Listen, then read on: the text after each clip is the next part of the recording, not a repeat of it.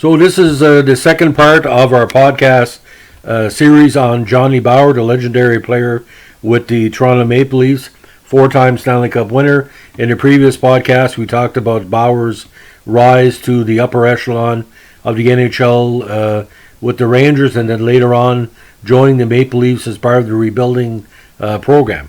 Now, with Bower in Toronto, it was a great fit.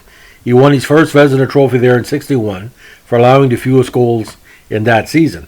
The height of his NHL career came during the Maple Leafs' 3 consecutive Stanley Cup victories from '62 to '64. He later said, "When we won the Stanley Cup, my head went numb, my whole body went numb. That was a dream from day one. You just can't explain the feelings inside of you." Now, Bower's career was hampered by poor eyesight, but he remained a top-tier goaltender. He was known for his hard-nosed, scrappy playing style and helped the Leafs win another Stanley Cup in 1967 in a 6-game upset over the favored Montreal Canadiens. Now, he was on that team that year with a tandem with another Hall of Famer, Terry Sawchuk. He said, "I wasn't all that glad to see the two-goalie system come in. I wanted to play as many games as I could." Now, Bower and Sawchuk also shared a Vezina Trophy in '65. Now, towards the tail end of his career, he became legendary for this. Now, at the age of 44 years, 4 months, and 29 days on April 6, '69, Bower became the oldest goalie to play in a Stanley Cup playoff game, a distinction previously held by the legendary Lester Patrick. He played his last game on December 10th, '69, a 6-3 loss to Montreal. Mainly due to injuries, this was his only game of the '70 season. He had chronic upper and lower body injuries. Now, at the time, he was the oldest full-time player to participate in an NHL game and remains the second oldest goalie at 45 years, 1 month, 2 days, behind only Maurice Roberts, who I did a previous podcast on. He was surpassed as an oldest full-time player by Gordie Howe, Chris Chelios, and the great Jaromir Jagr. Now, on March 19, 1970, Bower publicly announced his retirement, 4 months after his 45th birthday. He played 11 full seasons with the Leafs, and when asked he might reveal his true age, he replied, "If you don't know by now, you never will." Coach Imlach once told Bower, after seeing a purported birth certificate, "If you were born in this day here that you're telling me, you had to be overseas with the First Division in 1939 when you were 13. Bower eventually revealed his birth date as November 18th, 1924. Now, the AHL numbers are tremendous. He remains the AHL career leader in wins with 359, ladies and gentlemen.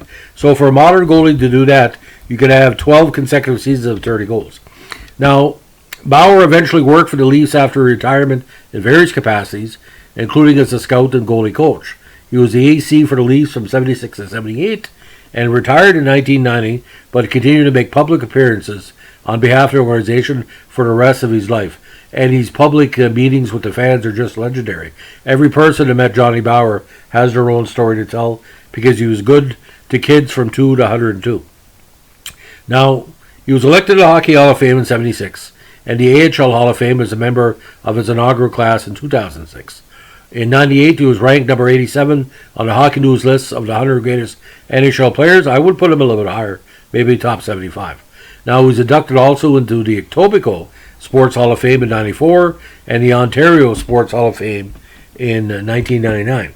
Now, at 5'9", 170, not the greatest size on the ice, but his tenacity drew attention from various Hall of Fames because he appealed to all aspects of the Ontario-based hockey systems that many teams have adopted: hard work and tenacity.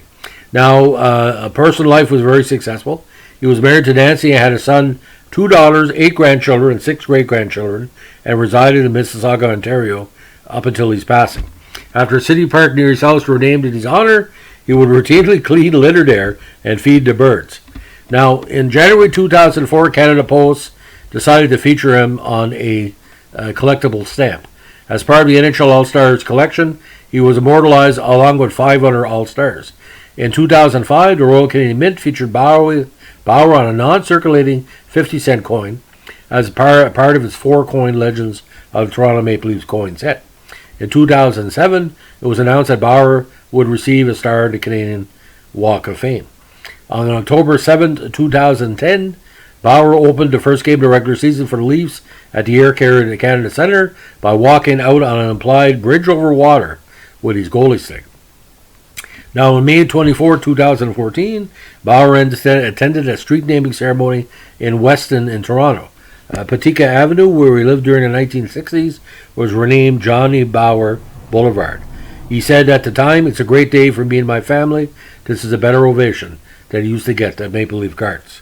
On September 6, 2014, the Maple Leafs named him and Darryl Sittler two of the first three inductees of Legends Row, with Ted Kennedy being the third, with statues outside Air Canada Centre of 12 of the greatest players in Maple Leaf history. Now, unfortunately, on December 26, 2017, Bauer died at the age of 93 from pneumonia. In the days following Bauer's death, many teams, including the Maple Leafs, Winnipeg Jets, Arizona Coyotes, and Toronto Raptors of the NBA, honored Bauer with pregame tributes. On January 3rd, the Maple Leafs hosted a public celebration of Bauer's life at the Air Canada Centre. The event was attended by thousands, including various NHL alumni, members of the current Maple Leafs team, and other major figures. The memorial was televised across Canada. In accordance with the event, Toronto Mayor John Tory declared January 3rd to be Johnny Bauer Day in the city of Toronto. For the remainder of the 2018 season, the Maple Leafs wore patches on their jerseys and helmets in honor of Bauer. Like I also was saying about what he did for the goaltending profession. He was the first goaltender allegedly to employ the poke check, which is an aggressive move whereby the goalie uses his stick to poke the puck away from an attacking player, sometimes leaving the crease to do so. Now, this move has been imitated by goalies at all levels of hockey, but Bauer was a natural goalie, and playing in the AHL, he was seeing a lot of pucks. And I think basically what he did, he wanted to protect his cage, and that's what the poke check does. You know, you're going to dipsy doodle with me, I'm going to do everything I can to bring you off your game. Now, the awards and honors are just tremendous. Just bear with me because it's quite long. He was a three-time Hap Holmes Memorial winner, 52, 57, 58. Vezina winner, 61, 65. Stanley Cup winner, 62 to 64 inclusive, 67. First All-Star team, 61. Played in the NHL All-Star game in 61. Three-time Les Cunningham Award winner, 56, 57, 58. Three-time Calder winner, 48, 51, 53. Hockey News lists of the top 100 NHL players. Hockey Hall of Fame inductee, 76. AHL Hall of Fame inductee, 2006. Canada's Walk of Fame. He's number one has been retired by the Cleveland Monsters for his career with the Cleveland Barons. Number one retired by the Toronto Maple Leafs alongside the great Turk Broda. And on January 2017, he was part of the first group of players. But he named one of the 100 greatest NHL players in history. Now, the statistics for the AHL. Beyond and beyond, ladies and gentlemen. He would average in the AHL between 22 and 45 wins a season. Now, with the Rangers, he's breakthrough year in 54. He went 29, 31, and 10. Now, with the Maple Leafs, his best season, for me anyway, was that 61 campaign, 33, 15, and 10, where he had also two shutouts and a 2.50 average. But what was consistent about Bauer? There was only one season from 1951 on that his average was above 3. 51, 2.99, just very consistent. Very, very stingy guy. Now, bear with me for the stats here. He played literally more than 1,200 combined AHL and NHL games. AHL totals, again, all-time record, 359, 174, 57, 36,000 minutes played, 45 shutouts, 2.82 average, 31 and 14 in the playoffs. NHL totals, 250 victories, 195 losses, 90 ties, 32,000 minutes played, 2.51 average, a 92% save percentage, ladies and gentlemen. Tremendous. Playoffs, 35-34 with 5 shutouts with a 92% save percentage. So the numbers bear out. If there was an international Sports Hall of Fame, which there's not, Johnny Bower would probably be one of the first 5 inductees. Because you think of goaltending, not just because he was a Maple Leaf, he was a folk hero to Maple Leafs fans. To watch this guy play, the way he play against, for example, Bobby Hull, against Jean Beliveau, against the good players for the Rangers, the big like Gilbert and Rattel and all that. My God, Johnny Bower, and he never played what do you call a big season since his first season with the Rangers.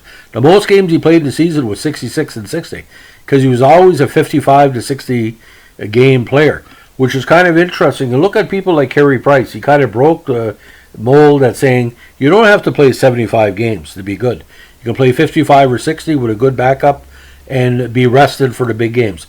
And I tell you something, ladies and gentlemen, he played in a lot of big games. And I look at the 62, 63, and 64 cups. And what really stands out, ladies and gentlemen, for a lot of people, is the fact is that they could depend on Bower. He was worth 2 goals a game to Toronto, because sometimes Sawchuk would give up a bad goal. I never saw Bower giving up a rotten goal, and he would very rarely be taken out. If you look at his minutes played, he would consistently be playing every minute of every game he was in, and it was quite amazing. So that's the legend of Johnny Bower. If you like what we're doing here, please give us a like, comment, and subscribe. We have passed 163,000 hits on our channel, and it may not seem much to everybody. We don't monetize this. We have no promotion. It's word of mouth. Again, it's a tribute to my many readers for my newspapers in New Brunswick I worked for from 1984 on, and it's a celebration of my column and the look we give to people that deserve credit for their success, for their talent, for their dedication. Johnny Bower was a class act in every way. He was even a recording star, but that's another podcast altogether. If you find a Christmas Goose song, maybe something can play around Christmas time. So, thanks for listening. Bye.